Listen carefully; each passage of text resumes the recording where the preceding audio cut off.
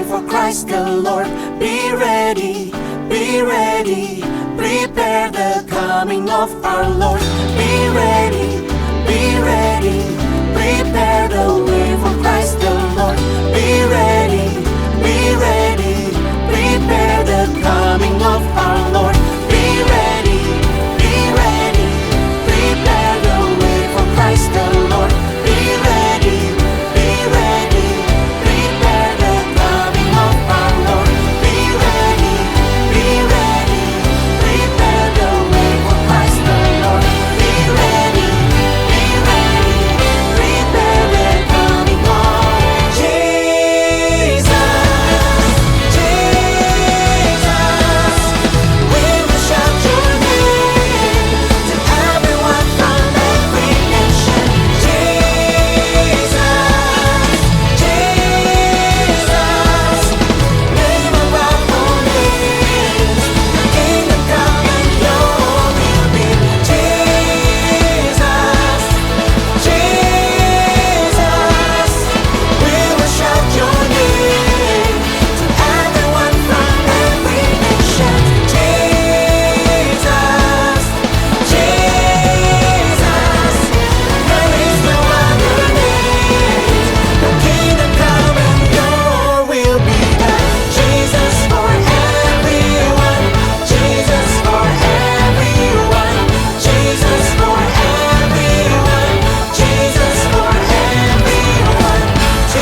for everyone, Jesus for everyone, Jesus for everyone, Jesus for everyone, Jesus for everyone.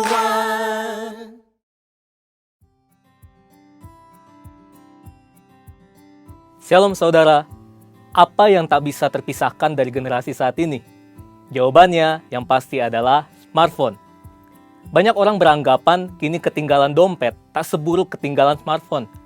Sebegitu lekatnya keterikatan dengan smartphone, tak lain karena kebutuhan akan internet yang makin membuat ketergantungan. Segala bentuk interaksi online, informasi, hiburan, bahkan transaksi jual-beli disajikan oleh layar kecil di depan matanya. Dr. David Schwem, seorang profesor dari Utah State University, mengadakan sebuah penelitian mengenai dampak penggunaan teknologi terhadap kualitas sebuah hubungan.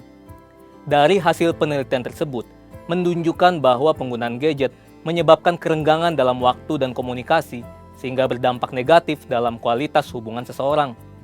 Kalau pemakaian gadget dapat merenggangkan hubungan antar manusia, apalagi hubungan antara manusia dengan Tuhan yang tidak dapat dilihat secara jasmani.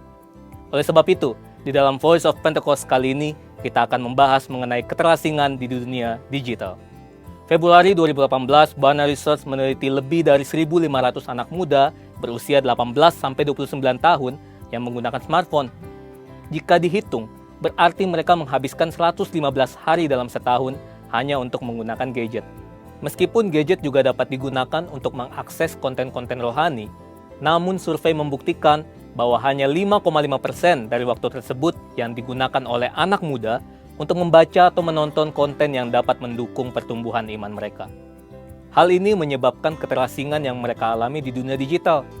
Nah, memang Alkitab tidak pernah membahas keterasingan secara digital, tetapi bangsa Israel pernah diasingkan ke Babilonia selama 70 tahun.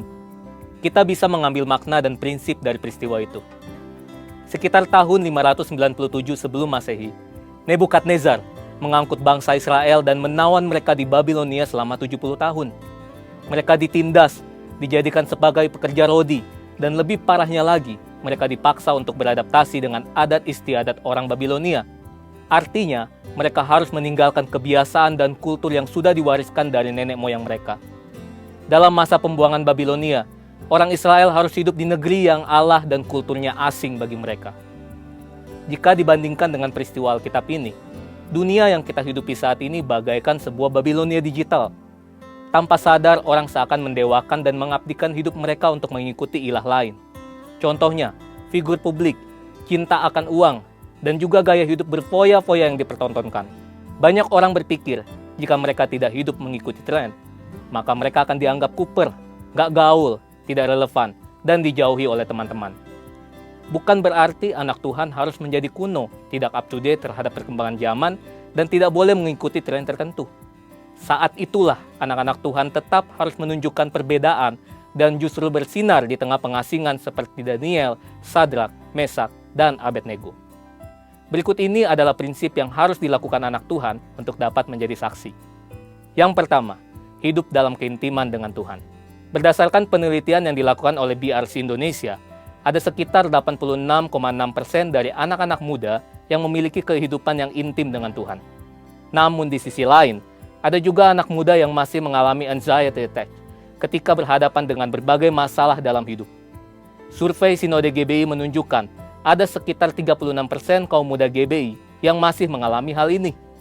Daniel 6 ayat 11 mencatat bahwa Daniel menjaga keintimannya dengan Allah dengan berdoa kepada Allah 3 kali sehari, sehingga tidak membuat iman Daniel gentar ketika ia dihukum masuk ke gua singa. Hidup dalam keintiman dengan Tuhan berarti secara rutin berbicara, mendengarkan, dan meresponi suara Roh Kudus dalam kehidupan sehari-hari. Yang kedua, tidak menyembah Allah lain. Sadrak, Mesak, dan Abednego dicampakkan ke perapian oleh Raja Nebukadnezar karena mereka menolak untuk menyembah Allah orang Babilonia. Mungkin saat ini kita tidak disuruh menyembah patung, tetapi hal ini bicara tentang sesuatu yang kita puja, kita utamakan, dahulukan, lebih kita sayangi, dan mungkin membuat kita mengutamakan hal ini dibandingkan kepada Tuhan. Ingat, hukum Taurat yang pertama juga berbunyi, jangan ada padamu Allah lain di hadapanku. Allah lain berarti idol, idola, pujaan, dan segala bentuk materi yang kita agungkan secara berlebihan. Yang ketiga, selektif dalam memilih apa yang dikonsumsi. Daniel juga berketetapan untuk tidak menajiskan dirinya dengan santapan raja dan dengan anggur yang biasa diminum raja. Selektif berarti kita perlu memilah apa yang kita baca, jangan sampai membuat kita hidup dalam kekhawatiran. Apa yang kita dengar haruslah dapat menyemangati kita dan jangan sampai mematahkan pengharapan kita. Intinya, apa yang kita lakukan dengan tubuh kita dapat berbicara tentang siapa Allah yang kita sembah. Saudara, bukankah ini yang menjadi tugas kita yang hidup di era Pentakosta ketiga ini, yaitu untuk tetap menuntaskan amanat agung di era digital ini? Perkembangan zaman tidak dapat lagi kita hindari. Kita tetap dapat bersinar dan menyuarakan suara Tuhan, asalkan kita hidup dalam keintiman dengan Tuhan. Letakkanlah Tuhan sebagai yang utama, dan milikilah gaya hidup yang berbeda dengan kultur dunia. Saudara, untuk penjelasan lebih lengkapnya dari tim teologi kami, silakan klik link yang ada di atas atau scan QR Code yang tersedia. Tuhan Yesus memberkati.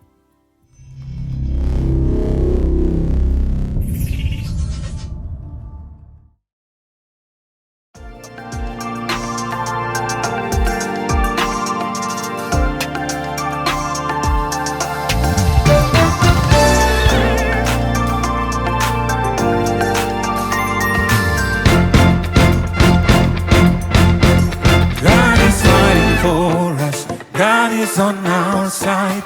He has overcome. Yes, He has overcome. We will not be shaken. We will not be moved. Jesus, you are King. Carrying our burdens, covering our shame. He has overcome. Yes, He has overcome. We will not be shaken. We will not be moved. Jesus, you are King. I will live, I will not die. The resurrection power of Christ alive in me, and I am free in Jesus' name.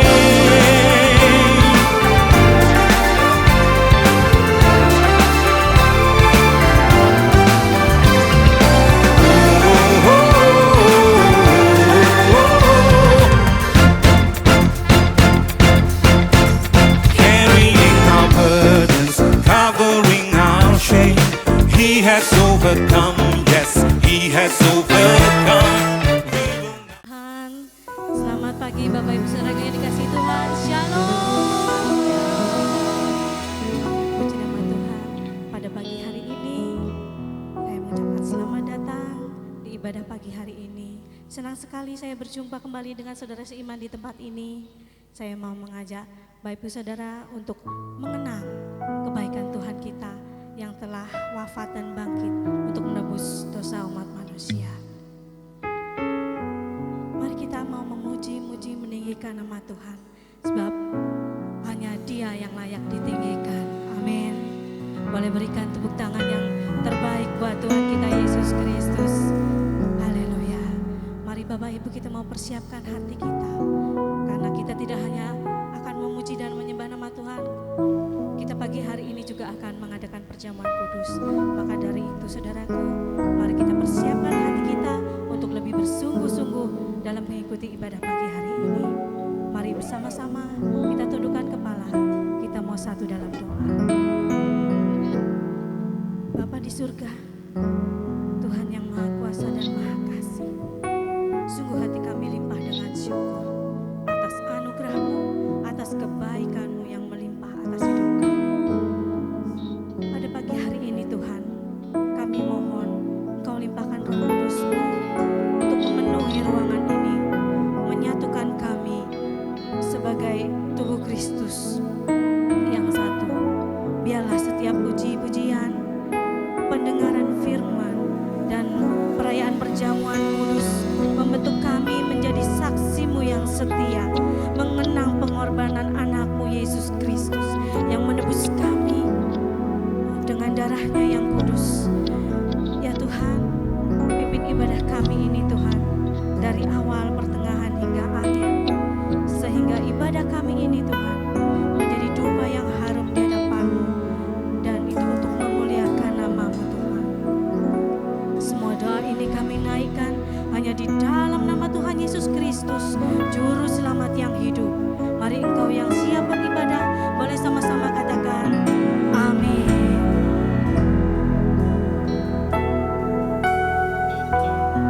Kami mau datang di hadapan-Mu Tuhan dengan ucapan syukur kami, karena Engkau begitu baik Tuhan dalam hidup kami.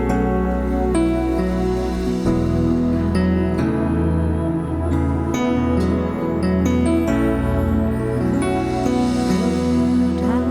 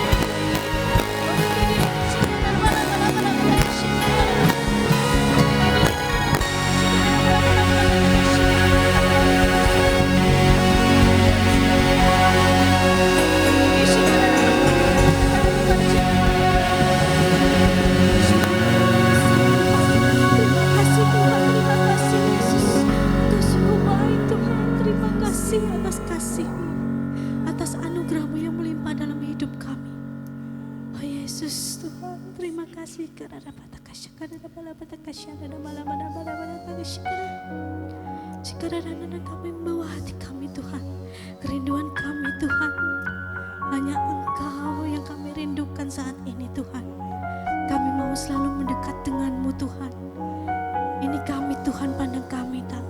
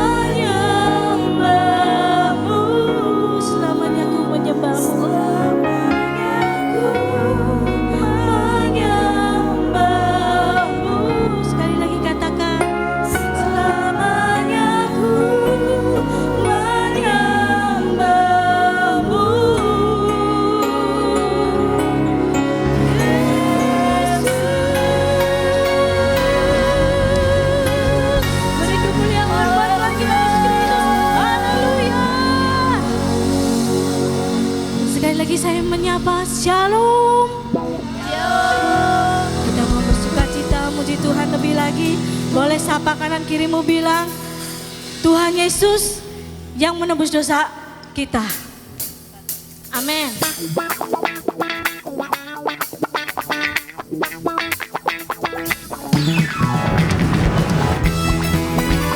Darahnya telah dicurahkan untuk menebus dosa umat manusia. I know He rescued my soul. His blood has covered my sin. I believe. I believe. Say.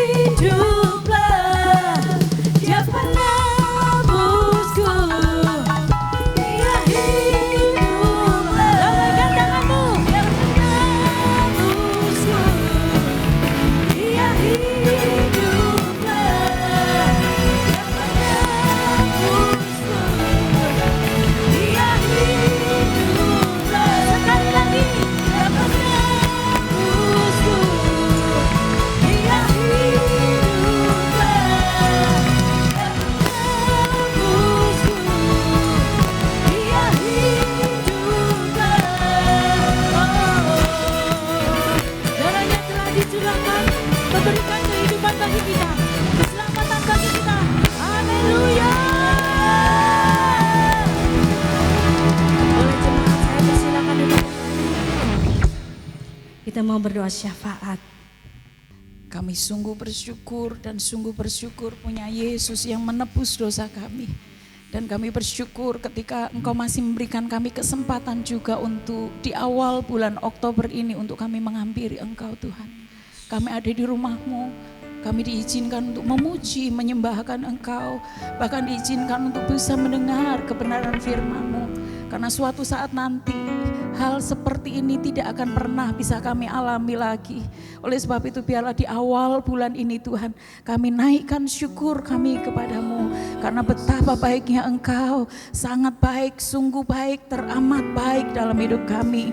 Bapa yang baik, saat pagi ini kami berdoa membawa pemimpin rohani kami, Ketua BPP GBI Pendeta Rubin Adi Abraham, Ketua BPD GBI Jatang Pendeta Andreas Budi Utomo, Ketua Perwil Baradaya Pendeta Abednego Rasdi, keluarga Gembala Pendeta Kartomius, Gembala Pembina kami Pendeta Dr. Insinyur Niko Nyoto Raharjo, juga Pendeta Mulyanti Suwarna. Tuhan, kami bersyukur buat mereka, karena lewat mereka lah kami dituntun, karena lewat mereka lah kami dibimbing, untuk kami dimengertikan, untuk kami diberitahukan tentang hal-hal surgawi, diberitahukan tentang hal-hal zaman ini, diberitahukan tentang hari-hari ini Tuhan, yang menjelang kedatangan-Mu yang kedua kali. Oleh sebab itu pakai mereka, urapi mereka, berkati mereka, berikan kekuatan kesehatan, berikan hikmat-Mu supaya ada terobosan-terobosan baru ada pada mereka, sehingga kami boleh dibawa kepada perkenanan Tuhan, di mana kami dipersiapkan menjadi mempelai-mempelai wanitanya Tuhan, menyongsong kedatangan Tuhan yang kedua kali. Oleh sebab itu Tuhan, buat kami hari-hari ini semakin lengket dengan Tuhan, semakin dekat dengan Tuhan, semakin kami mengerti akan tuntunan Tuhan, sehingga kami tidak menjadi jemaat-jemaat Tuhan, orang-orang Kristen yang biasa-biasa, tetapi menjadi orang Kristen yang hari-hari ini semakin kami mengerti bahwa Engkau Tuhan Allah yang hidup itu menuntun kami sampai di detik hari ini. Oleh sebab itu Bapa yang baik, kami berdoa juga untuk 5 generasi yang Tuhan percayakan kepada kami.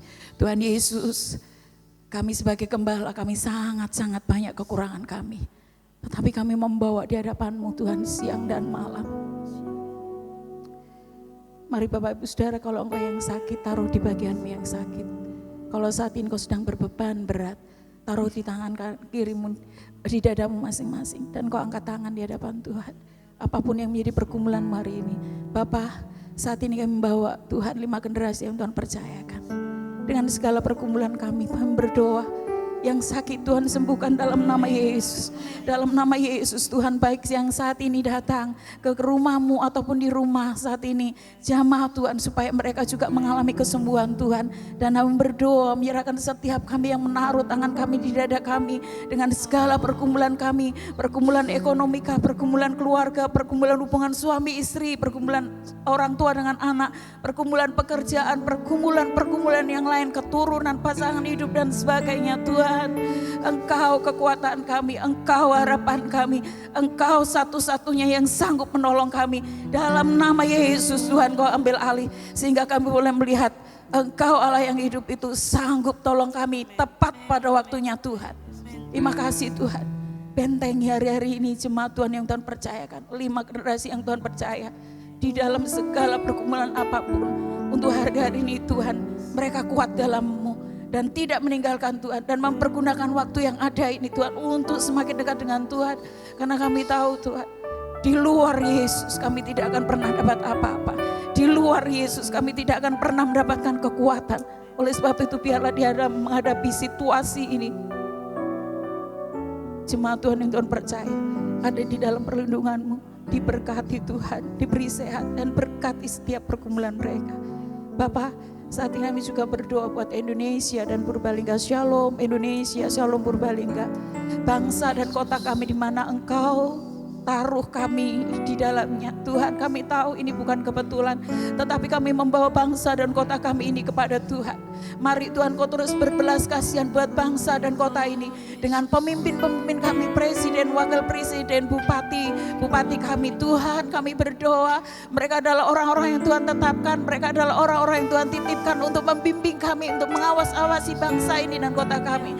Berikan hikmat-Mu, berikan roh yang takut akan Tuhan saat mereka mengambil keputusan yang tepat, keputusan yang berhati rakyat, keputusan yang hidup akan Tuhan, takut akan Tuhan. Sehingga saat mereka ada di atas, mereka tidak melupakan dengan apapun yang sudah mereka janjikan kepada rakyat. Dan kami berdoa, Indonesia ini tetap pada perlindungan Tuhan. Kami tolak segala roh anarkis, kami tolak segala roh intoleran, kami tolak segala Tuhan Yesus, apapun yang iblis mau buat atas Indonesia, dalam nama Yesus, Kau tidak berkuasa atas Indonesia, dari Sabang sampai Merauke, dari barat, utara, timur, selatan Tuhan. Indonesia diberkati Tuhan. Kami perkatakan Indonesia diberkati Tuhan, Indonesia dalam perlindungan Tuhan, Indonesia diselamatkan Tuhan. Dan kami rindu Tuhan, di era Pentakosta ketiga ini, mereka akan tahu hanya Yesus Kristus itu Tuhan. Dan kami berdoa Bapa yang baik untuk persiapan Natal kami. Tuhan, hari ini semua jemaat Tuhan akan dibagikan dengan amplop Natal.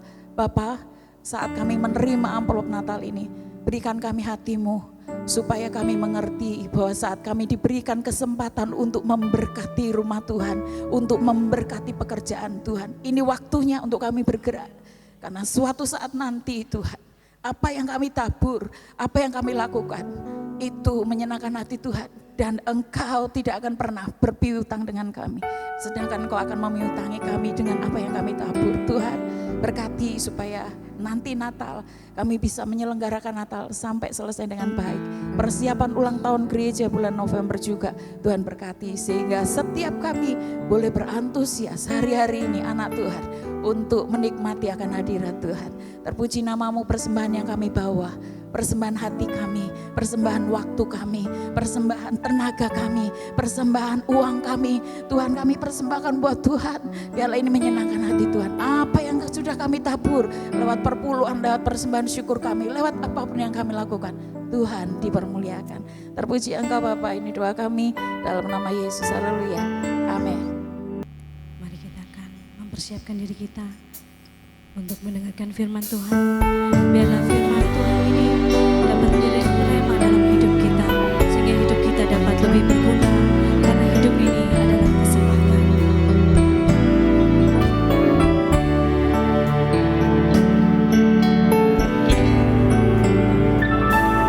Hidup ini adalah kesempatan.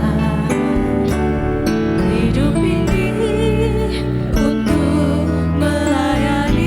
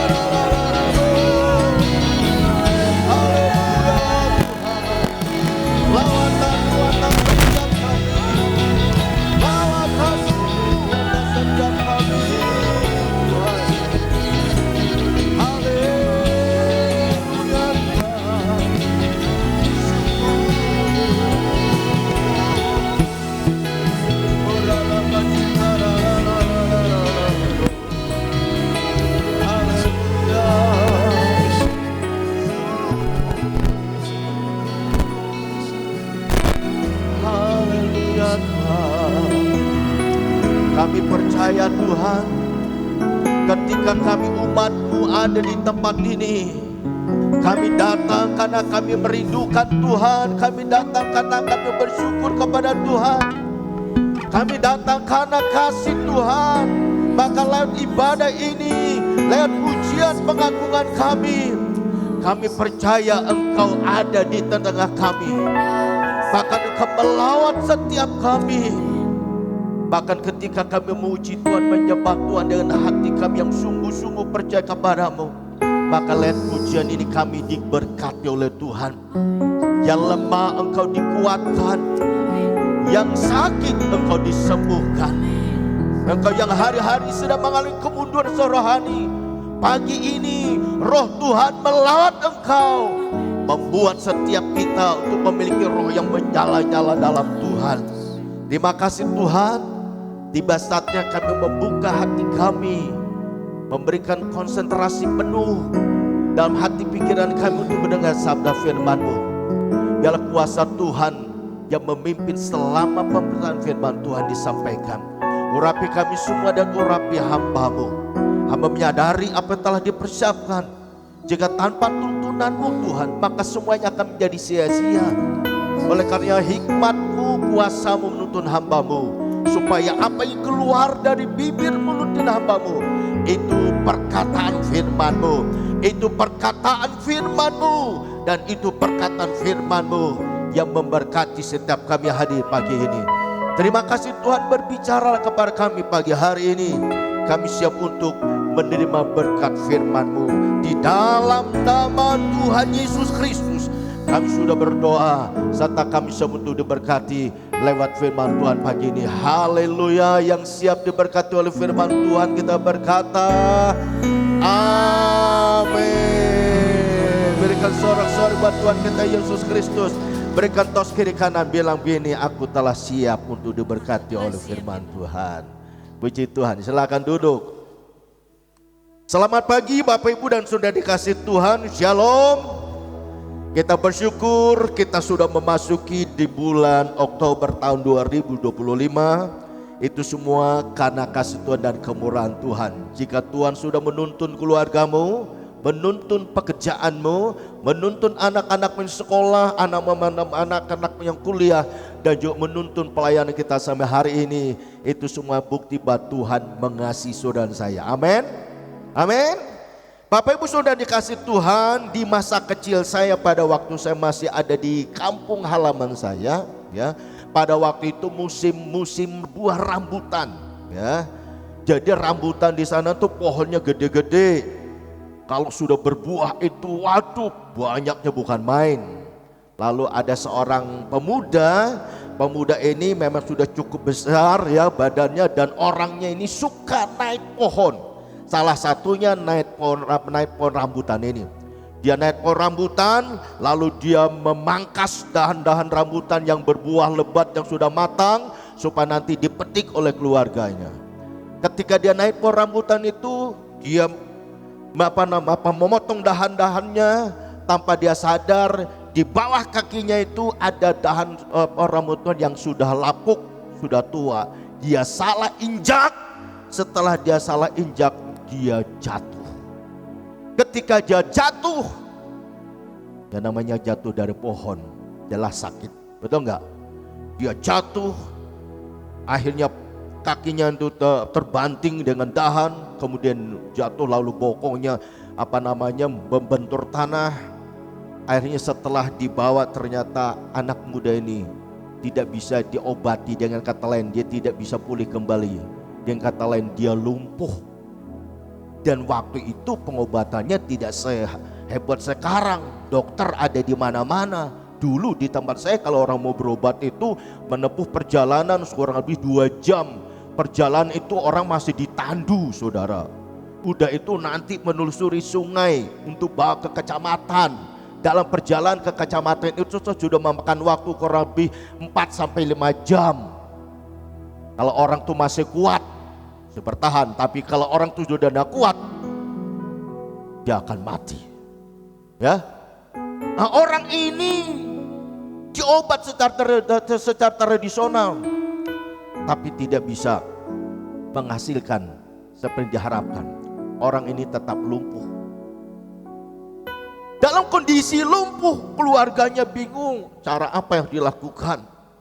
Ya, akhirnya pada masa penantian pemulihan, berapa bulan setelah orang ini jatuh lumpuh, datang seorang hamba Tuhan misionaris dari Amerika.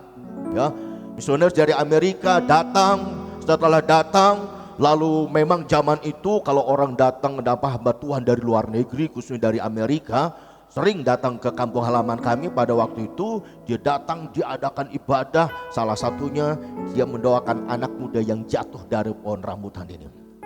Setelah didoakan, keluarga dikuatkan supaya mereka tetap kuat menghadapi situasi yang tidak seperti harapan. Ternyata anak muda itu tetap dalam kondisi lumpuh. Setelah hamba Tuhan ini misionaris di Amerika itu lihat kondisi anak muda itu, lalu tanya, apa hobimu? Ya, ada yang terjemahkannya, apa hobimu? Lalu anak muda ini, hobi saya itu suka memperbaiki barang-barang, misalnya kayak radio, jam tangan. Kalau rusak tuh bisa dibetulin. Ya, ada tape rusak bisa dibetulin. Akhirnya seorang hamba Tuhan itu misionaris ini, lalu dia coba menghubungi temannya, tolong dibeliin alat-alat untuk tukang montir itu. Setelah berapa bulan kemudian alat-alat itu datang dengan buku panduan dan sebagainya. Akhirnya misionaris itu bilang begini ke anak muda nih, coba kamu tekuni, kamu belajar supaya kamu nanti bisa lebih memiliki pengetahuan yang cukup dengan alat-alat yang memadai, sehingga nanti kalau ada TV yang rusak, ada radio yang rusak, ada jam tangan yang rusak, itu bisa diperbaiki. Anak muda ini memang boleh katakan jenius. Waktu yang tidak lama dengan mendapatkan pengarahan dari seorang misioner di Amerika ini, dia punya kemampuan luar biasa. Sekalipun dalam kondisi lumpuh, dia hanya mandi-mandi di rumah, mau bicara dia buang air kecil, buang besar juga di rumah. Tapi dalam kondisi seperti itu, dia tetap bisa mengembangkan pengetahuannya. Dia bisa memperbaiki setiap barang-barang yang rusak, khususnya berhubungan dengan elektronik. Bapak Ibu dan Saudara kasih Tuhan, hidupnya masih berfungsi, dengan kata ini hidupnya masih berguna. Yaitu apa? Masih bisa menolong banyak hal, khususnya ya berhubungan dengan barang-barang elektronik. Pagi hari ini Saudara dikasih Tuhan, saya menyampaikan firman Tuhan, yaitu bicara tentang hidup yang berguna. Hidup yang berguna, menjadi hidup yang berguna baik untuk diri kita sendiri, keluarga, dan juga orang lain adalah merupakan kerinduan dari setiap kita. Amin. Amin. Hidup yang berguna baik untuk diri kita sendiri, keluarga kita maupun orang lain, itu merupakan kerinduan setiap orang. Mengapa? Karena kita ini adalah hidup yang telah diubahkan dari manusia berdosa dan menjadi manusia yang telah dibenarkan oleh pengorbanan Kristus di atas kayu salib. Manusia dulunya sudah berdosa. Ketika dia hidup dalam dosa, Alkitab berkata dia menjadi seteru Allah. Tetapi ketika dia sudah dibenarkan, tadinya hidup dalam dosa, kemudian dia hidup dalam kebenaran, maka Tuhan merindukan setiap kita orang percaya, biarlah hidup kita menjadi berkat bagi orang lain. Amin. Dengan kata lain, hidup kita berguna. Oleh kiri kananmu bilang gini, Tuhan mau hidupmu berguna. Yang pertama buat dirimu sendiri, ya, keluargamu, lebih luas buat orang lain juga. Siapa yang mau hidupnya berguna? Kembangkan potensi yang ada di kehidupan kita. Amin. Berikan kemuliaan buat Tuhan kita Yesus Kristus. Oleh karena itu saudara dikasih Tuhan, ada 4 hal yang harus kita perhatikan, yang itu merupakan syarat agar hidup saudara dan saya itu berguna. Ketika kita masih ada dalam dunia ini, kita membaca firman Tuhan dalam Filemon pasal yang pertama ayat yang ke-8 hingga ayat yang ke-18. Filemon pasal yang pertama ayat 8 hingga ayat ke-18. Ini surat Paulus kepada Filemon, memang hanya satu pasal saja, terdiri dari ada 25 ayat. Perhatikan, Filemon pasal pertama ayat ke-8 hingga ayat yang ke-18. Judul perikopnya permintaan Paulus kepada Filemon mengenai Onesimus.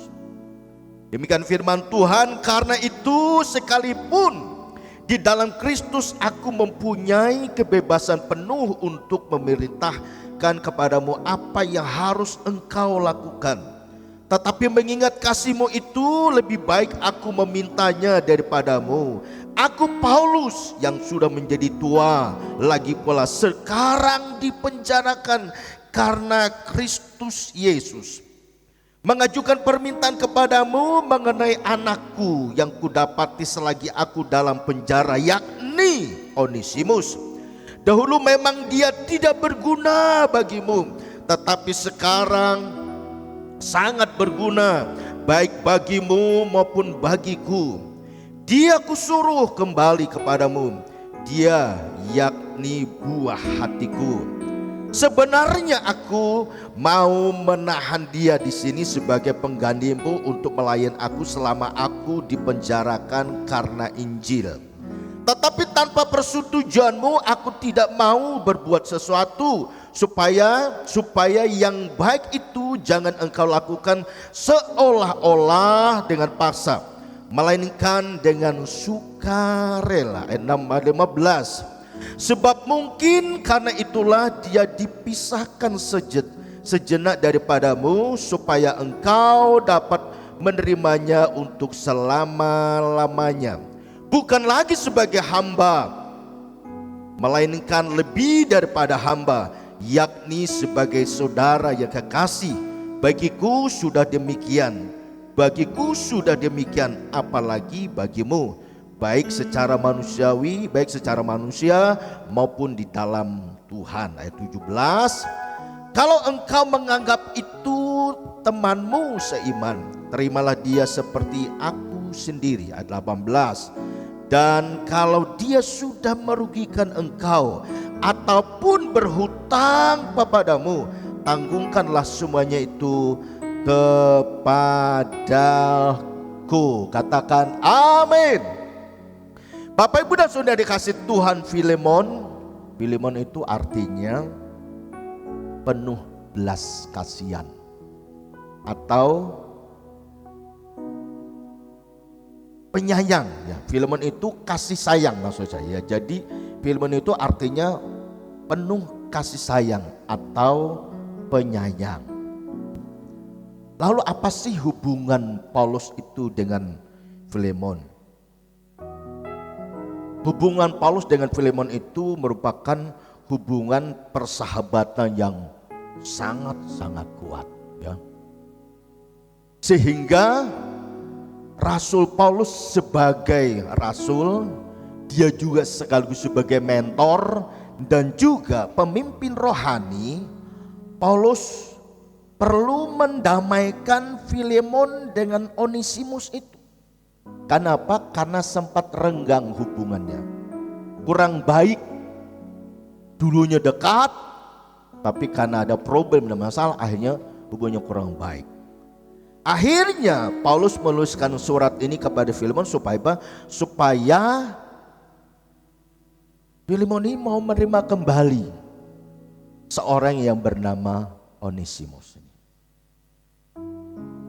Jadi dalam kapasitasnya sebagai rasul, kapasitasnya sebagai pemimpin rohani, kapasitasnya sebagai mentor, Paulus berpesan, memberi surat kepada Filemon, tolonglah terima Onesimus ini. Sekalipun ada jedanya berapa waktu yang tidak ditulis itu, sempat berpisah, tapi sekarang dia ini berguna bagimu dan juga berguna bagiku. Jadi Paulus itu seorang boleh katakan mentor, bapak rohani yang baik. Dia tidak mau anak buahnya terus hubungan tidak baik, tetapi Paulus mau meluruskan hubungan mereka. Nah, pagi hari ini sudah dikasih Tuhan, saya percaya dalam perjalanan hidup kita, kadang-kadang kita pernah mengalami salah paham, betul nggak? Pernah salah paham? Pernah beda pendapat? Hubungan suami pernah beda pendapat? Kalau waktu beda pendapat, gondok-gondokan apa enggak? Maunya kamu sih. Ya, contoh. Ada seorang bapak tuh pernah berkeluh dengan saya, berkeluh kesah dengan saya, bilang begini, Pak, saya tuh mau cerita dengan bapak. Saya tanya, emangnya ada Pak? Gini Pak, saya tuh kalau keluar kota ya, ini berangkat sama keluarga, anaknya 2, isinya 1. Berangkat keluar kota, pergi. Saya kadang-kala tuh kesel dengan istri saya. Emangnya kenapa Pak? Kadang-kala kalau kita mau keluar kota itu gara-gara mau cari makan saja. Di rumah makan mana kita berhenti? Di situ terjadi yang namanya perdebatan. Suaminya bilang gini, udah di warung Padang aja biar cepat. Makan kan berhenti, kalau makan langsung wah hidangan sudah siap. Isinya bilang, janganlah Padang terus. Ambil yang ada kuah lah. Ya soto atau apa, so bening dan sebagainya. Gara-gara itu setiap keluar kota terjadi yang namanya, kurang saya beda pendapat. Akhirnya kadang-kala hatinya nggak nyaman, dia bilang. Diajak makan akhirnya kita ngalah supaya istri nggak cerewet. Ya biar nggak tahu istri bapak ibu cerewet apa enggak. Umumnya itu cerewet, betul nggak? Ibu-ibu mana ibu-ibu? Tapi cerewet untuk kebaikan, amin. Nah, sudah dikasih Tuhan, ternyata Filemon dengan Onesimus ini pernah mengalami salah paham. Akhirnya mereka sempat berpisah, tapi seorang mentor, seorang rohani, yaitu Bapak rohani, yaitu Paulus, dia mau satukan mereka kembali. Kenapa? Karena menurut Paulus, Onesimus itu berguna bagi Filemon. Saudara udah kasih Tuhan. Mari kita lihat bersama-sama apa syaratnya agar hidup saudara dan saya itu berguna selagi kita ada dalam dunia ini. Yang pertama sudah dikasih Tuhan agar hidup saudara dan saya itu berguna ketika kita masih dalam dunia ini. Yang pertama kita harus meninggalkan dosa. Katakan kita harus meninggalkan dosa, ya. Kita harus meninggalkan dosa seperti Onesimus yang bertobat dari dosanya. Akhirnya diakui oleh Paulus bahwa hidupnya berguna. Demikian juga seharusnya kita, ya. Kita juga harus lakukan agar hidup kita berguna. Kita harus bertobat dari dosa, dari kebiasaan buruk, dari hal-hal yang negatif lainnya. Ya. Kita harus meninggalkan dosa. Atau ketika saya ketemu dengan seorang bapak ini masa mudanya dia berkecimpung dalam dunia kekerasan, dia juga berkecimpung dalam dunia kegelapan.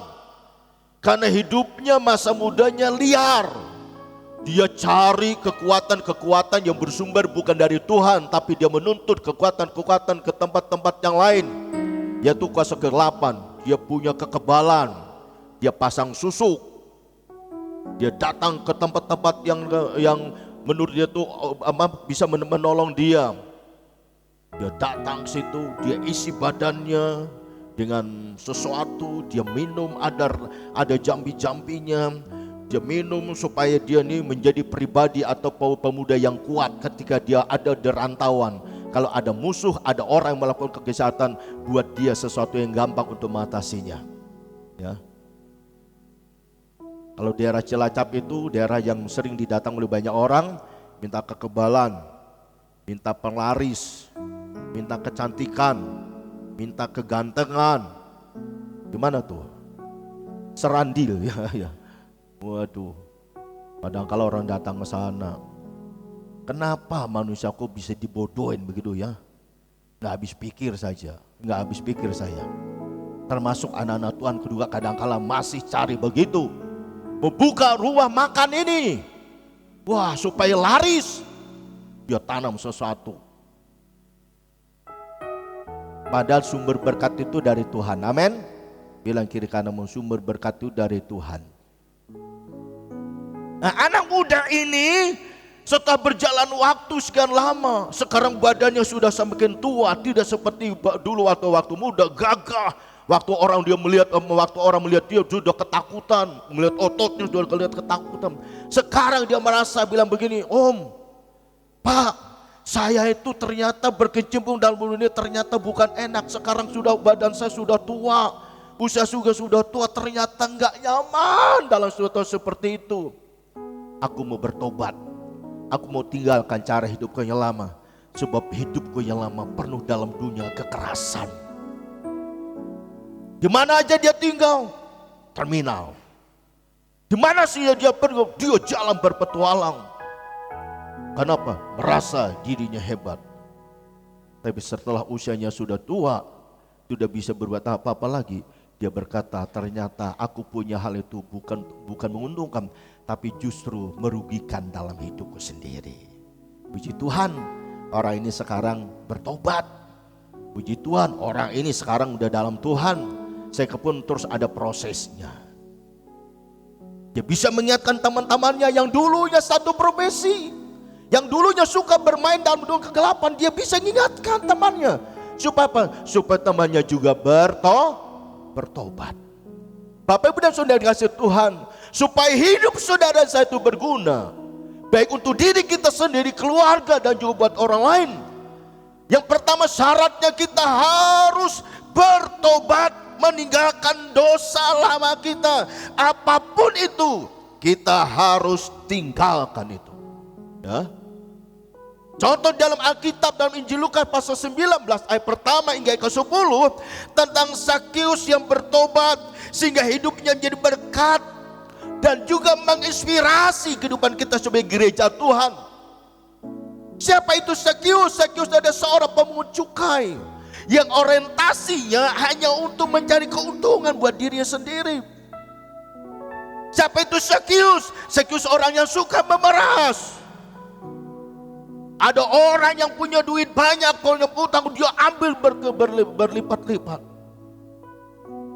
Tapi kalau Bapak Ibu baca dalam Injil Lukas pasal 19, bagaimana perjalanan hidup Zakius setelah dia berjumpa dengan Tuhan. Setelah dia berjumpa dengan Tuhan, dia diselamatkan bersama keluarganya. Setelah dia diselamatkan, hidupnya berubah. Yang tadinya orientasi untuk diri sendiri bisa menunjukkan belas kasihan kepada orang lain. Yang dulunya orang pernah diperas, dia katakan ke-8 di situ saudara kasih Tuhan, ia kembalikan 4 kali lipat. Artinya hidupnya sudah tidak lagi memikirkan dirinya sendiri, tetapi mau peduli kepada orang lain. Tapi untuk menjadi pribadi yang tidak mementingkan diri sendiri dan mau peduli terhadap orang lain, kita harus tinggalkan cara hidup kita yang lama. Amin. Yaitu segala dosa-dosa yang membelenggu kita selama ini. Bapak Ibu dan Saudara dikasih Tuhan, saya teringat kesaksian seorang penginjil sekarang menjadi hamba Tuhan yang bernama Daud Tony. Banyak orang yang diberkati pelayanannya. Sampai hari ini banyak orang yang melihat kesaksian hidupnya, yang dulunya tukang santet, yang dulunya tukang main paranormal, sekarang dia bertobat. Dan dia menyaksikan ternyata dibandingkan segala ilmu-ilmu yang dia pilih ke dulu, dibandingkan kuasa Tuhan tidak ada apa-apanya. Berarti Allah yang kita sembah, Allah yang hidup, Allah yang berkuasa, Allah yang sanggup mengubah hidup kita. Amin. Yang rusak menjadi baik, yang tadinya orientasinya hanya untuk diri sendiri, tapi ketika bertobat, berjumpa dengan Tuhan, hidup kita berubah, yang tidak ubahnya seperti Zakius. Bilang kiri kananmu, Tuhan mau hidup kita berubah. Amin. Dan bertobat. Bertobat dari apa, Pak? Ya, saudara yang tahu apa yang saudara lakukan, ya. Kalau suka nipu, ya jangan nipu, ya. Kalau suka main lotre, main nomor, ya jangan main nomor lagi, ya. Saudara, ya, berubah supaya hidup saudara berguna dan menjadi berkat. Amin. Yang kedua, Syarat yang kedua supaya hidup saudara saya itu berguna, yang kedua kita hidup di dalam kasih. Hidup di dalam kasih. Hidup dalam kasih adalah penggenapan dari hukum Allah. Ya, penggenapan dari hukum Allah. Kenapa? Karena Allah itu adalah kasih. Di dalam 1 Yohanes pasal 4 ayat ke-7 hingga ayat yang ke-16. Ya. Karena Allah itu adalah kasih. Ya, kembali lagi contoh kabar firman Tuhan tentang Filemon ini. Paulus mengingatkan Filemon untuk apa? Mau menerima kembali Onesimus sebagai bukti tindakan kasih yang nyata. Sekalipun di situ kalau kita perhatikan dalam Filemon pasal yang pertama ayat ke-17 hingga 19, ternyata Onesimus itu pernah yang namanya mencuri. Kemudian juga berutang, merugikan dan mengecewakan Filemon waktu itu. Melakukan hal yang tidak baik, mengecewakan, punya utang. Tapi orang disauri, maksudnya orang diganti. Saya punya pengalaman begini. Saya punya teman sebagai hamba Tuhan. Teman saya itu punya anak baru satu. Ketika ketemu dengan saya, dia terus minta waktu untuk sharing dengan saya. Pak Kartumius, saya ingin cerita. Akhirnya saya menyediakan waktu untuk dia cerita. Setelah dia cerita tentang pelayanan, keluarga, akhirnya cerita tentang Tuhan. Pak, bisa tolong gak saya, Pak? Emangnya kenapa? Ada apa?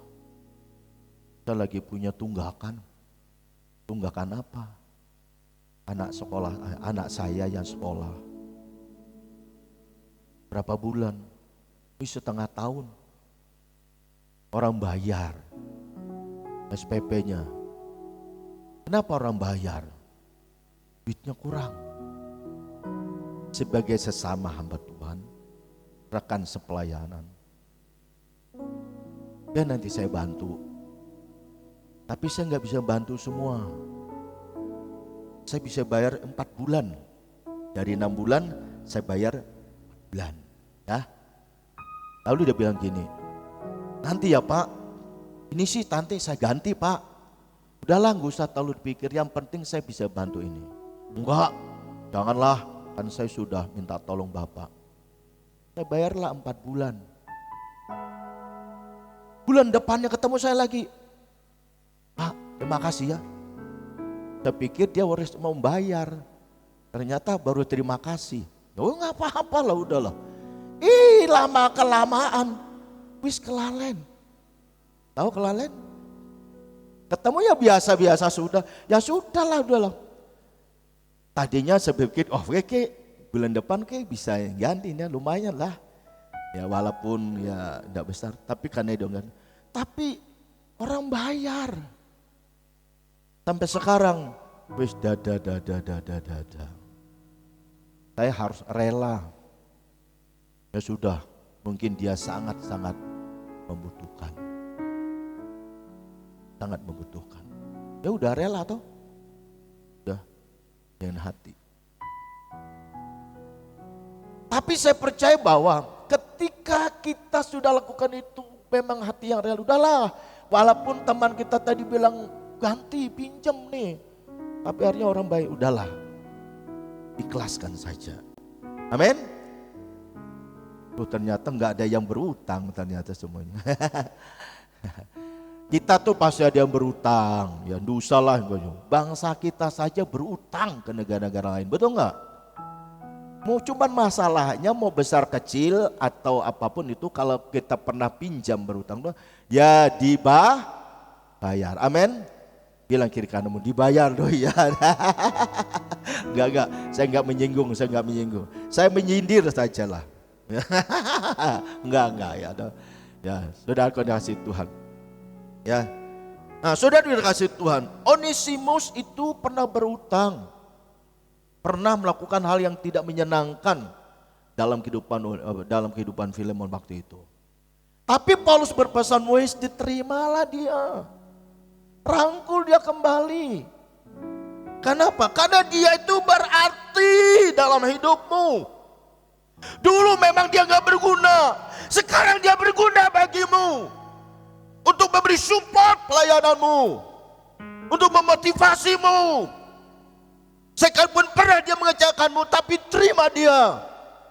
Akhirnya dengan nasihat seorang rasul, seorang pemimpin rohani, seorang mentor yang bernama Paulus, Filemon bisa nerima Onesimus kembali sebagai rekan sepelayanan. Amin. Mungkin kita pernah diperhadapkan dengan teman kita yang buat kita kecewa, yang buat kita mungkin, waduh rasanya gregetan hatinya. Ayo kita belajar tetap mengasihi dia, amin. Mengasihi dia.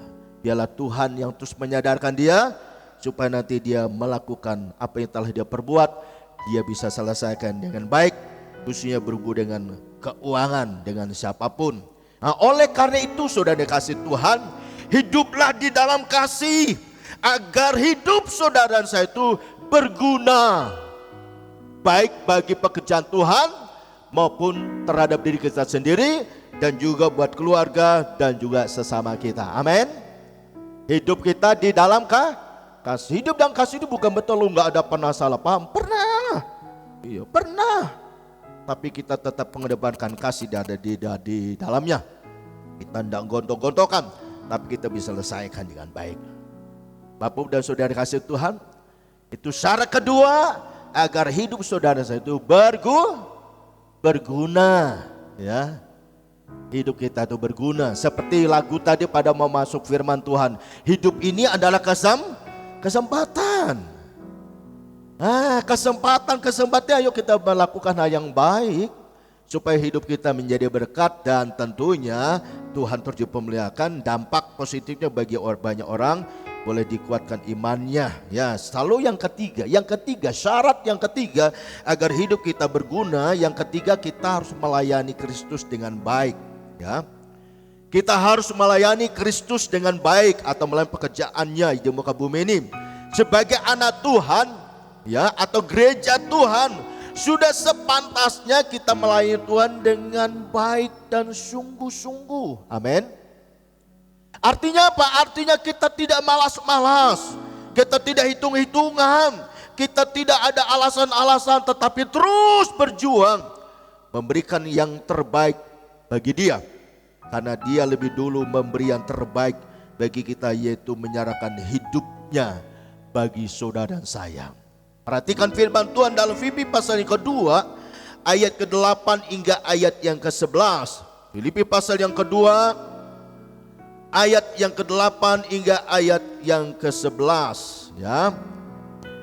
Bisa dikeluarkan? Ya, kita lihat ayat firman Tuhan di situ dikatakan, dan dalam keadaannya sebagai manusia, Ia telah merendahkan dirinya dan taat sampai mati, bahkan sampai mati di atas kayu salib. Ya, itulah sebabnya Allah sangat meninggikan Dia dan mengaruniakan kepadanya nama di atas segala nama. Terus, supaya dalam nama Yesus bertekuk lutut segala yang ada di langit dan yang ada di atas bumi dan yang ada di bawah bumi. Kemudian selanjutnya, dan segala lidah mengaku Yesus Kristus adalah Tuhan bagi kemuliaan Allah Bapa, dan seterusnya. Bapak, Ibu dan Saudara dikasih Tuhan, Yesus telah memberikan teladan bagi kita. Dia rela mati di atas kayu salib. Pertanyaannya, apakah kita juga sudah sungguh-sungguh mengerjakan, melakukan pelayanan ada? Hari Senin tanggal waktu di Batu Raden tanggal berapa ya, Pengurus Parwil?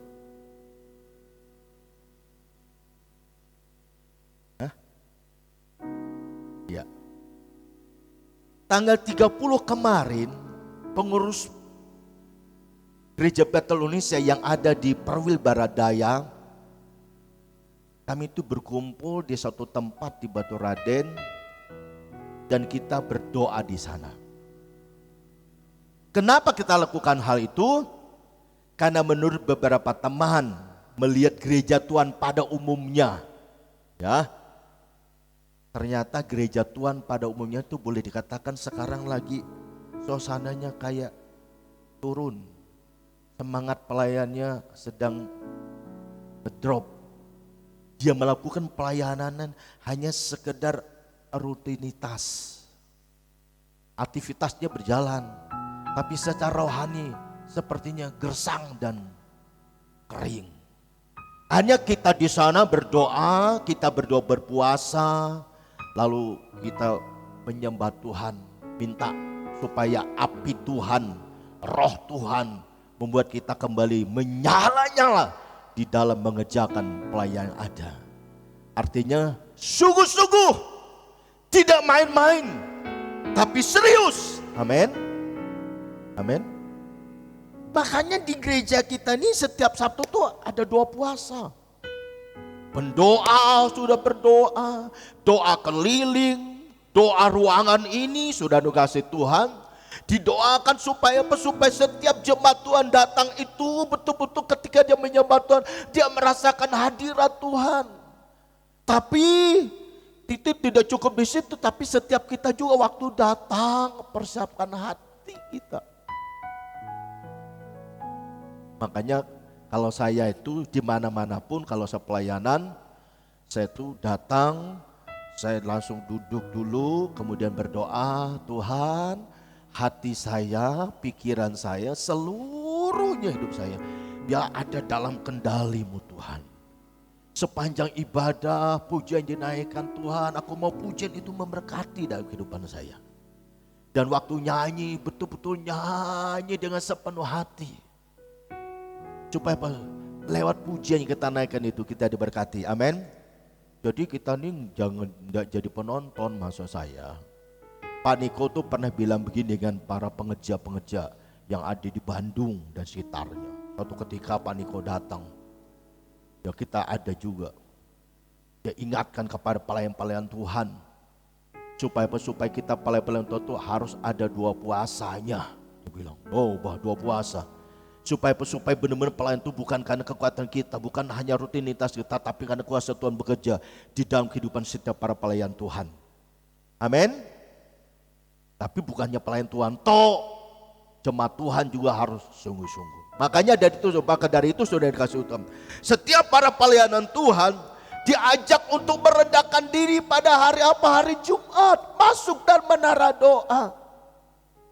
Bahkan anak-anak sekolah minggu pun diarahkan supaya mereka mau terus masuk dalam hadirat Tuhan. Paulus pernah berkata dalam Filipi pasal yang pertama ke-20, ya, ayat ke-20 hingga 22, ia berkata, bagiku hidup adalah Kristus dan mati itu adalah keuntungan. Kalau aku masih hidup sekarang, aku mau bekerja menghasilkan buah kebenaran, buah yang menjadi berkat. Tuhan mau jemaat Tuhan GB Gunung Padang, saudara saya, Tuhan mau pakai agar hidup saudara saya menjadi berkat. Amin. Maka dari itu melayani Tuhan dengan segenap hati, mengiringi Tuhan dengan sepenuh hati, supaya dimanapun kita berada, hidup kita menjadi saksi Tuhan. Berikan kemuliaan buat Tuhan kita Yesus Kristus. Ini hal yang ketiga, jika hidup saudara mau berguna. Yang keempat, agar hidup kita berguna, kita harus berani bayar harga atau berkorban. Kita harus berani berkorban. Berkorban itu gak mudah. Gampang diucapkan tapi sulit mempraktekannya, ya. Tapi Tuhan mau supaya kita rela berkorban atau berani berkorban, amin. Kenapa kita harus berkorban? Yang pertama karena kita meneladani Kristus. Ya. Dalam Filipi pasal 2 ayat ke-5 hingga 8. Ya. Jadi kita meneladani Kristus. Yang kedua, mengapa kita perlu berkorban? Agar kehidupan kita orang lain pun dapat merasakan kasih Kristus. Ya. Yang ketiga, kenapa kita harus berkorban? Karena kita peduli dengan sesama. Selanjutnya, kenapa kita berkorban? Karena itu ciri hidup orang percaya. Firman Tuhan dalam Galatia pasal yang ke-6 ayat 9 ke 10 berkata demikian. Janganlah kita jemu-jemu berbuat baik, karena apabila sudah datang waktunya kita akan merenungi jika kita tidak menjadi lemah. Karena itu selama masih ada kesempatan bagi kita, marilah kita berbuat baik kepada semua orang, tetapi terutama kepada teman-teman kita seiman. Amin. Amin. Sudah dengan kasih Tuhan, berkorban itu bisa meliputi waktu kita, tenaga kita, pikiran kita, dan juga uang kita. Ingat materi kul kita kemarin di bulan September itu bicara tentang apa? Siapa ikut kul? Nah, puji Tuhan, saya percaya banyak ikut kul dong. Kita bicara tentang apa kemarin? Hah? Membangun kepedulian. Kelalen Pak, sudah 1 minggu. Pada waktu kul hebohnya, kulnya semangat luar biasa. Waduh disuruh, pengalaman, aku cerita, aku pernah jalan-jalan Pak nih. Serta waktu saya jalan-jalan tak lihat, abang becak lagi, kelihatan lagi tidur nyenyak, pulas banget. Aku bawa nasi bungkus ada 3 nih, di rumah enggak ada siapa-siapa, aku hampir orang itu. Ya salah satu bentuk bagi kita peduli ya. Sudah dikasih Tuhan, materi itu sangat penting, sangat baik sekali buat kita ya. Membangun yang namanya kepedulian atau peduli ya. Kita bangun. Nah, maka dari itu materi-materi yang disampaikan itu ayo direnungkan lalu dipraktekkan supaya kita dapat kita diberkati dan orang lain juga diberkati Tuhan. Amin. Nah, apalagi nanti setelah firman Tuhan ini nanti panitia akan menyampaikan bertalian dengan persiapan Natal kita. Saudara kasih Tuhan, saya percaya kita memberi dengan sukacita, kita akan menjadi berkat. Sekarang kita lihat video singkat ini untuk memotivasi kita. Oke, silakan. Sepasang suami istri datang ke restoran sederhana dan memesan 2 mangkuk mie. Dengan ramah, pemilik restoran mempersilahkan mereka duduk menunggu. Saat hendak menyiapkan pesanan, pemilik restoran melihat seorang ibu tua datang, lalu bergegas membantunya masuk. Dengan penuh hormat, ia menanyakan apakah sang ibu ingin makan seperti biasanya. Ibu itu mengiyakan dan pemilik restoran segera menyiapkannya. Tak lama kemudian, 2 mangkuk mie hangat disajikan kepada ibu tua tersebut. Melihat hal itu, pasangan suami istri merasa bingung. Sang suami bertanya-tanya mengapa ibu itu yang lebih dulu mendapatkan pesanan. Pemilik restoran hanya meminta maaf dan memastikan pesanan mereka segera menyusul. Namun sang istri merasa keberatan karena mereka telah menempuh perjalanan lebih dari 200 km hanya untuk makan di sana. Sang suami kemudian menyadari bahwa ibu tua itu mendapat 2 mangkuk mie dan mengira salah satunya bisa diberikan kepadanya. Tetapi pemilik restoran menjelaskan bahwa mie itu bukan untuk siapa-siapa, melainkan untuk putranya. Kebingungan pun muncul sebab sang istri tahu putra ibu itu belum datang. Namun pemilik restoran berkata dengan tenang bahwa putranya tidak akan pernah datang lagi. Pasangan itu semakin heran hingga akhirnya dijelaskan bahwa 3 tahun lalu putra sang ibu telah mengorbankan diri demi menyelamatkan 3 anak yang hanyut di sungai. Mendengar kisah itu, pasangan tersebut hanya bisa terdiam dan mulai memahami semuanya. Setelah selesai makan, pemilik restoran membungkuskan makanan untuk sang ibu. Saat hendak pergi, sang ibu bertanya apakah putranya sudah membayar. Dengan lembut pemilik restoran mengiyakan, lalu membantu ibu itu berjalan keluar sambil berpesan agar datang kembali lain waktu.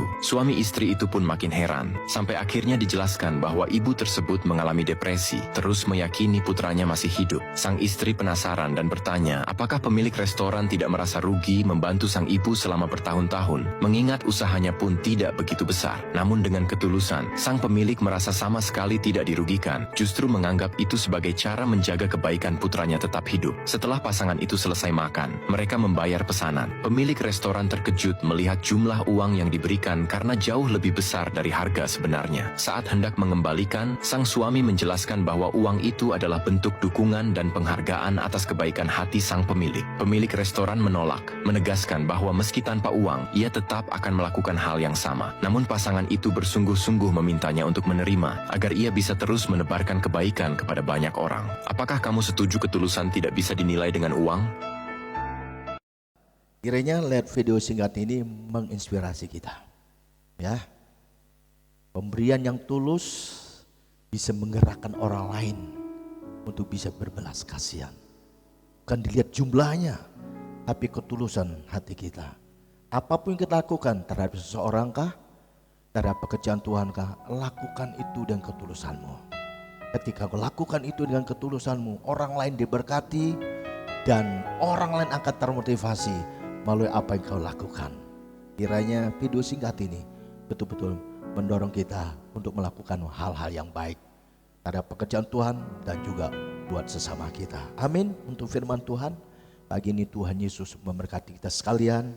Mari kita bersama-sama untuk bangkit berdiri.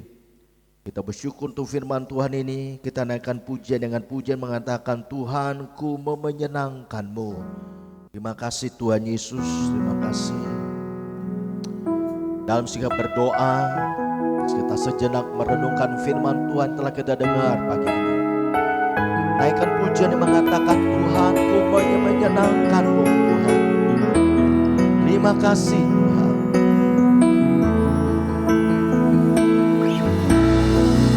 Tuhanku mau menyenangkan-Mu. Tuhan bentuklah hati ini jadi bejana untuk hormat-Mu. Cepatlah bagai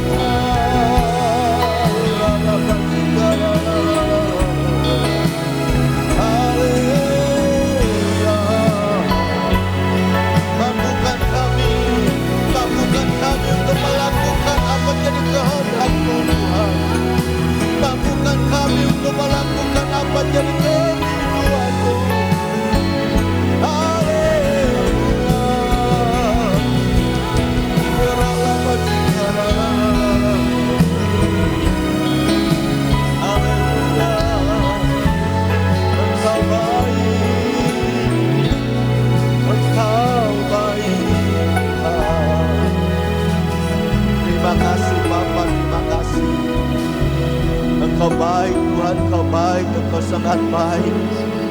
Kami membutuhkan belas kasihan-Mu. Kami membutuhkan pertolongan-Mu Tuhan. Saudara udah kasih Tuhan. Tuhan mau hidup saudara saya berguna. Baik untuk dirimu sendiri, bagi keluargamu, buat temanmu, di sekolahkah, di pekerjaankah, dimanapun. Tuhan mau supaya hidup saudara saya itu berguna. Oleh karenanya keempat syarat ini benar-benar ada di depan kita. Kita tinggalkan dosa. Kita hidup di dalam kasih. Kita memelayani Tuhan dengan sungguh-sungguh. Dan kita rela berkorban.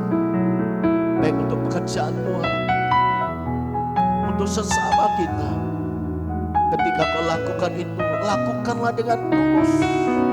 Sesuai dengan kemampuan yang kau miliki. Ketika kau lakukan itu dengan tulus, maka orang lain boleh diberkati dan bisa mendorong orang lain untuk dapat melakukan yang sama.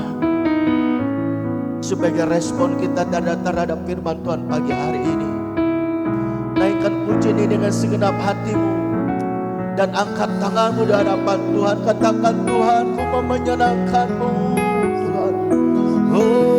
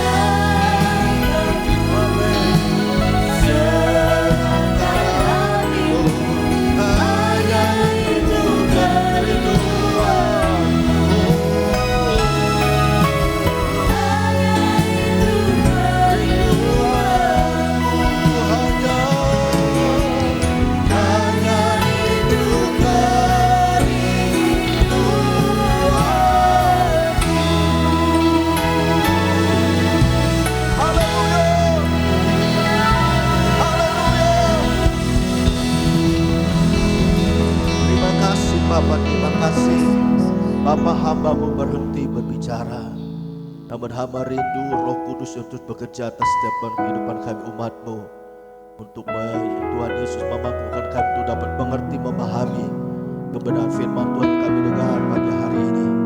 Matarkan itu di hati kami, agar firman Tuhan itu hidup dan firman Tuhan itu membawa kami terus bangkit di dalam Tuhan. Terima kasih Bapa, terima kasih ketika firman Tuhan ditaburkan. Kami percaya kuasa firman Tuhan yang sampai hari ini firman Tuhan berkuasa. Maka kami percaya dengan kuasa firman Tuhan, mujizat Tuhan dinyatakan bagi setiap kehidupan kami umat-Mu. Engkau yang sakit, mungkin ada keluarga yang sakit terbaring di rumah, percayalah mujizat Tuhan masih ada. Dia sanggup menyatakan kasih-Nya, kuasa-Nya dan mujizat bagi setiap orang yang berharap padanya. Ketika kau menghadapi jalan buntu, mungkin kau bingung, mungkin kau stres, percayalah Tuhan selalu punya cara untuk menolong engkau. Dalam usahamu, dalam kesehatanmu, dalam rumah tanggamu, demikian dalam sekolah dan kuliahmu dan masuk dalam pelayananmu akan Tuhan. Terima kasih Tuhan, terima kasih. Biarlah tidak seorang pun kau lewati, semua boleh diberkati Tuhan. Ibadat saatnya kami juga akan bersekutu dengan tubuh dan darah-Mu Tuhan. Persiapan anggur dan perjamuan kudus kita, Tuhan memberkati roti, Tuhan memberkati anggur ini. Supaya ketika kami makan roti, kami teringat tentang pengorbanan Kristus 2000 tahun yang lalu. Semuanya kau lakukan karena kau mengasihi Tuhan. Ketika kami minum anggur, kami boleh bersekutu dengan darah Kristus. Sehingga dengan darah Kristus, apapun dosa yang kami perbuat, kami boleh mendapatkan pengampunan dari Tuhan. Terima kasih Tuhan, terpuji-pujilah namamu. Dalam nama Tuhan Yesus Kristus kami sudah berdoa bersyukur untuk firman-Mu, serta kami siap untuk bersekutu dengan darah-Mu lewat perjamuan kudus pagi ini. Haleluya, haleluya. Mari angkat roti di tangan kanan kita. Dengarkan firman Tuhan. Dan ketika mereka sedang makan, Yesus mengambil roti, mengucap berkat, memecah-mecahkannya, lalu memberikannya kepada murid-muridnya dan berkata, ambillah, makanlah, inilah tubuhku. Saudaraku kekasih dalam Tuhan, bukankah roti yang kita pecah-pecahkan adalah persekutuan kita dengan tubuh Tuhan kita Yesus Kristus? Amin. Kita makan rotinya.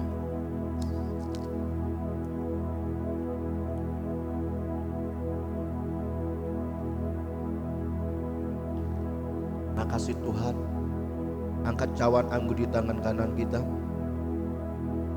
Sesudah itu ia mengambil cawan, mengucap syukur, lalu memberikannya kepada mereka dan berkata, minumlah kamu semua dari cawan ini, sebab inilah darahku, darah perjanjian yang ditumpahkan bagi banyak orang untuk pengampunan dosa. Saudaraku kekasih dalam Tuhan, bukankah cawan pengucapan syukur yang atasnya kita ucapan syukur adalah persekutuan kita dengan darah Tuhan kita Yesus Kristus? Mari kita minum anggurnya.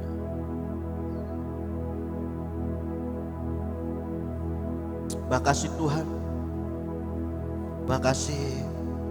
Naikkan ucapan syukur masa pribadi kepada Tuhan. Terima kasih Tuhan. Terima kasih. Terima kasih. Terima kasih.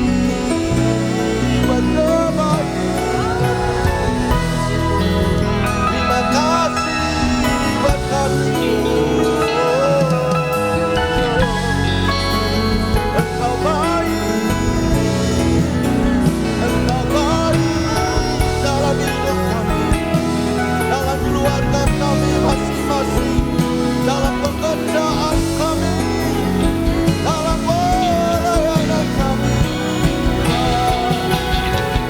Engkau baik, Engkau baik.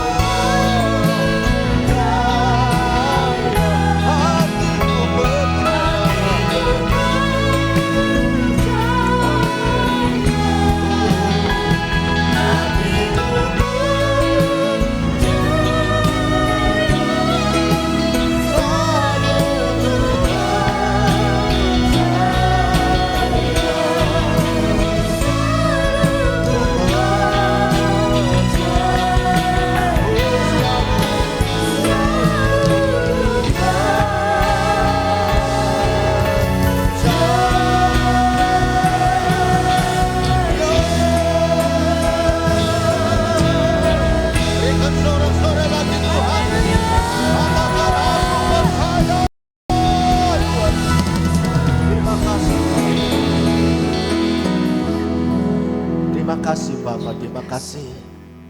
Kami bersyukur Bapa buat kehadiran-Mu dan kuasa-Mu yang kudus dalam ibadah kami pagi ini. Ibadah kami bisa berjalan sebagaimana mestinya, semuanya karena Engkau yang memimpinnya lewat kuasa-Mu kudus. Apa yang telah kami lakukan dalam ibadah ini Tuhan, baik lewat kehadiran kami, lewat persembahan kami, lewat ujian kami kembalikan hanya untuk hormat kepujian bagi nama. Dan firman Tuhan yang telah kami dengar tidak kembali dengan sia-sia, tapi kami boleh dikuatkan. Kuatkan hati kami, iman percaya, agar segala tantangan apapun hadapi, kami tetap percaya Tuhan tidak pernah tinggalkan kami umat-Mu. Terima kasih Tuhan, dan berkati semua jemaat yang hadir, baik anak-anak serta pada kuasa, semua hamba-hamba-Mu yang sudah melayani pagi ini. Kuasa Tuhan, urapan Tuhan, roh Tuhan turun atas kami, melengkapi kami, supaya kami dapat melakukan, mengerjakan pelayanan kami selanjutnya, khususnya nanti sore dalam ibadah yang kedua. Jemaat Tuhan yang belum hadir dalam ibadah pagi ini, nanti sore mereka antusias, mereka bergegas-gegas datang bersama kami untuk ada di tempat ini memuji menyembah-Mu. Terpujilah nama-Mu, dalam nama Tuhan Yesus kami sudah berdoa. Dan sebenarnya kami akan meninggalkan tempat ini, kami akan kembali pulang ke rumah masing-masing. Kiranya penyertaan tuntunan Tuhan sempurna dalam hidup kami semuanya. Ini doa kami, haleluya. Kekasih-kekasih Tuhan, arahkan hatimu dan angkat kedua tanganmu. Kita terima berkat pada Tuhan. Tuhan memberkati setiap kita yang hadir dalam ibadah pagi hari ini. Tuhan memberkati keluarga kita masing-masing. Tuhan juga memberkati segala pekerjaan usaha yang Bapak Ibu kerjakan dibuat berhasil. Tuhan juga memberkati anak-anakmu yang sekolah dan yang kuliah. Tuhan juga memberkati masa depan keluargamu. Tuhan juga memberkati pelayananmu dan pengiriman Tuhan. Serta ketahuilah, Tuhan tidak hanya memberkati engkau, tetapi Tuhan juga melindungi setiap kita.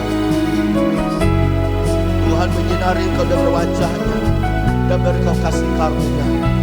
Tuhan menghadapkan wajahnya padamu dan engkau damai sejahtera. Dan saudara dengan kasih Tuhan, pulanglah dengan penuh sukacita, dengan membawa berkat rahmat Allah yang berlimpah-limpah, serta kasih-Nya yang sempurna, yang Dia nyatakan bagi kita melalui pengorbanan anak yang tunggal itu, Tuhan kita Yesus Kristus. Serta persekutuan yang manis dan indah di dalam kuasa kudus menyertai kita sekalian hari ini sampai Maranatha.